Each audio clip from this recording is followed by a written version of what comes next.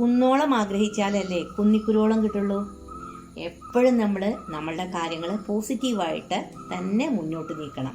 വലിയ വലിയ വലിയ ആഗ്രഹങ്ങൾ നമ്മൾ മനസ്സിൽ നടക്കാൻ വേണ്ടിയിട്ട് പ്രയത്നിക്കണം. അപ്പോഴേ നമുക്ക് ചെറുതായിട്ട് അത് നടക്കുള്ളൂ. ഒരിക്കലും അത് നടന്നിട്ടില്ലെങ്കിൽ നമ്മൾ തളരരുത്.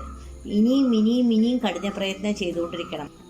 കഠിനാധ്വാനവും ഈശ്വര പ്രാർത്ഥനയും ഉണ്ടെങ്കിൽ ഒരുവിധം കാര്യങ്ങളൊക്കെ നമുക്ക് നടക്കും. ഒരു പരിധി വരെ താൻ പാതി ദൈവം പാതി എന്ന് പറയില്ലേ, അത് വളരെ ശരിയാണ്. അപ്പം നമ്മളുടെ കാര്യം ഈസി ആയിട്ട് മുന്നോട്ട് പോകും. ചെറുതായിട്ടെങ്കിലും അത് നടക്കും. അപ്പം നമുക്ക് നിരാശ വരില്ല. ഇപ്പം നടന്നില്ല വെച്ചാൽ നമ്മൾ ഒരിക്കലും നിരാശപ്പെടേണ്ട ആവശ്യമില്ല.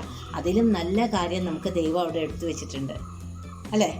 ഞാൻ അങ്ങനെയാണ്. പണ്ടൊക്കെ ഞാൻ പെട്ടെന്ന് എന്താ പറയുക, ഒരു നെഗറ്റീവായിട്ട് ചിന്തിക്കുന്ന കൂട്ടത്തിലായിരുന്നു. ഇപ്പം അതല്ല, എല്ലാം ഞാൻ പോസിറ്റീവായിട്ടേ എടുക്കുള്ളൂ.